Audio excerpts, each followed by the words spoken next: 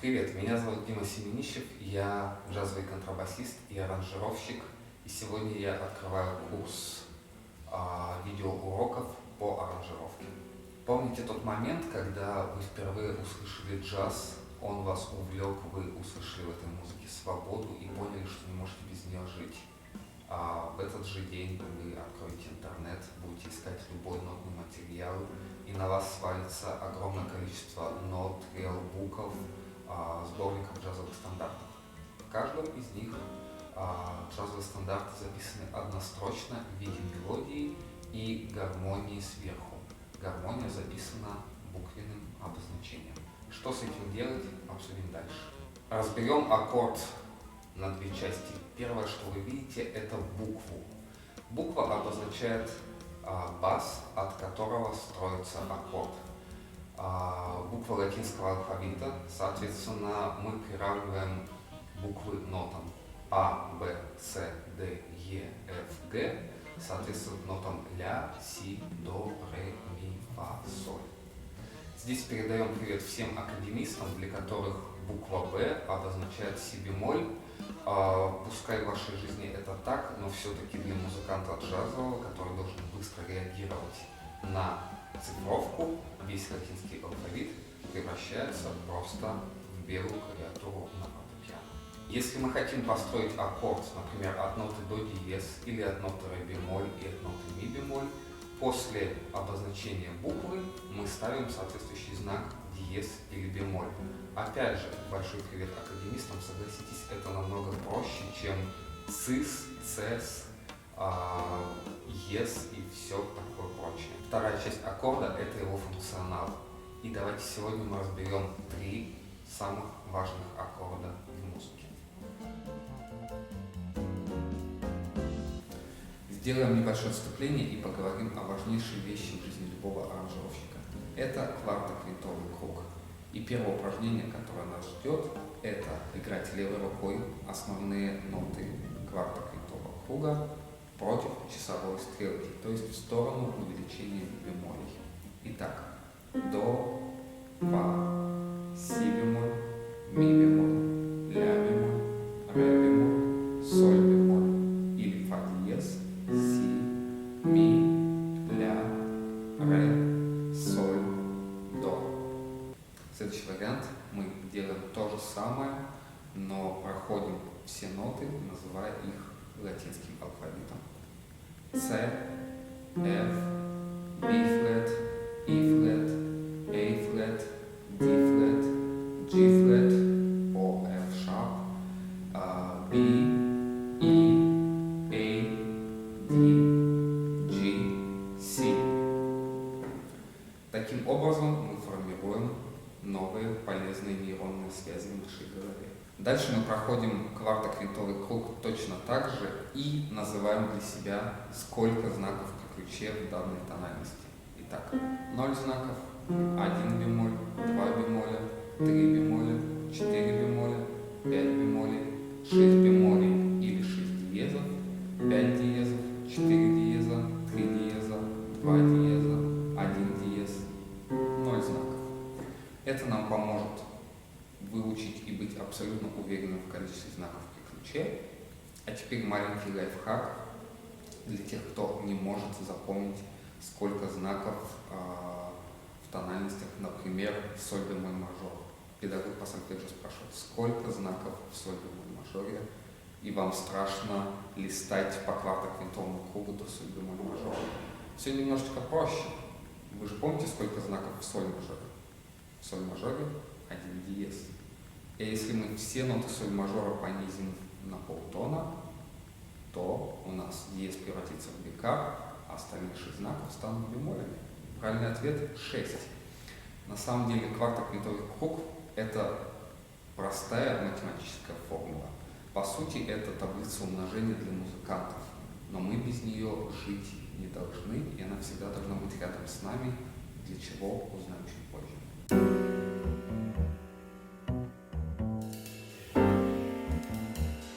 Первый аккорд, с которым мы познакомимся, это аккорд мажорный. Он может обозначаться как мейдж или как треугольничек. Все аккорды мы будем изначально строить по принципу бас, терция, септима, потому что эти три ноты самые важные в построении любого аккорда. Аккорд мажорный мы будем строить как большая терция и большая септима от баса. Первые три ноты, которые должны появиться в нашем аккорде, это бас, терция, это будет нота ми, и септима, это будет нота си. Теперь вспомним, как мы играли квартоквинтовый круг в предыдущем упражнении. И давайте пройдем все 12 мажоров по квартоквинтовому кругу. После до мейджа у нас будет следовать фа мейдж. Не торопитесь нажимать, а спокойно посмотрите на свою правую руку. Нота ми, которая является терцией аккорда до мажор, она станет септимой аккорда фа мажор. Соответственно, нам нужно найти только терцию будущего аккорда.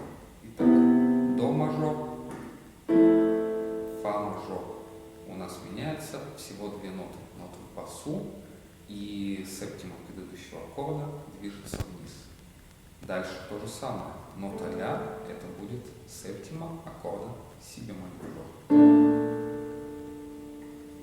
Дальше ми бемоль мажор. У нас всегда остается один общий звук. Ля бемоль мажор, ре бемоль мажор, соль бемоль мажор или фа диез мажор, си мажор, ми мажор, ля мажор, ре мажор, соль мажор и до мажор. Мы вернулись в то же самое расположение, с которого начали. Дальше мы можем повторить все то же самое, но в расположении септима наверху. Итак, теперь у нас нота ми остается на месте, да, ничего не меняется, она теперь просто внизу. Теперь мы двигаем вверх и голос. Да. Дальше септима будущего аккорда снова идет вниз, становится терцией. Септима идет вниз, становится терцией. Ля бемоль мажор, ре бемоль мажор, соль бемоль, си, ми, ля, ре, соль и до мажор. Очень важно в этом упражнении не доверять своим рукам. Все время проверяйте, что вы нажимаете, где у вас терция, где у вас септима, какой у вас бас. Никогда не пускайте это упражнение на самотек. Оно может показаться вам очень простым. Оно правда такое. Но все время следите за тем, что вы делаете.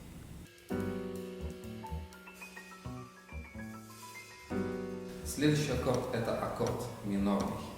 Мы его будем строить по тому же самому принципу. И в данном аккорде терция малая и септима малая. Начнем также с ноты до. Итак, терция будет нота ми бемоль, септима нота си бемоль. И точно так же проходим по квартоквинтовому кругу. И всегда терция предыдущего аккорда становится септимой аккорда будущего. Нота ми бемоль становится септимой аккорда фа минор. Дальше нота ля бемоль становится септимой аккорда си бемоль. Ми бемоль минор, ля бемоль минор, до диез минор, фа диез минор, си минор, ми минор, ля минор, ре минор, соль минор, до минор. И повторяем то же самое упражнение в расположении септима наверху. Теперь у нас нота ми бемоль остается на месте, а она становится септимой будущего аккорда, а ноту си бемоль мы ведем в терцию аккорда будущего. Си бемоль минор, ми бемоль минор, ля бемоль минор, до диез минор, фа диез минор, си минор, ми минор, ля минор, ре минор, соль минор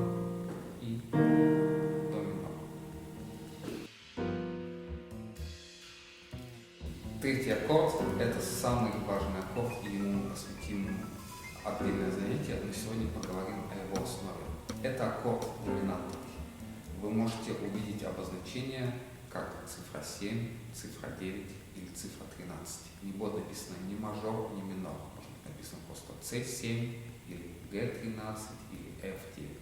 Это все один и тот же аккорд, аккорд доминантовый. В нем большая терция и малая септима, если считать от баса.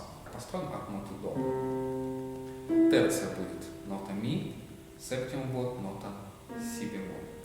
И здесь, если мы будем проходить упражнения по квартоквинтонному кругу, у нас не будет ни одной общей ноты в данном расположении. Но проходить мы будем следующим образом. В правой руке у нас всегда будет движение вниз по хроматизму, по полутону. То есть нота ми, спускаясь вниз, становится септимой будущего аккорда, а нота си бемоль, спускаясь вниз, становится терцией будущего аккорда. Дальше ре терция, ля бемоль, септима. Затем наверху снова септима, ре бемоль, соль внизу, ля бемоль, септ, ре бемоль, септ, соль бемоль, септ, си септ, ми септ, ля септ, ре септ, соль септ и до септ. То же самое упражнение мы проходим в расположении септима наверху. Итак, внизу терция, си бемоль, вверху септима.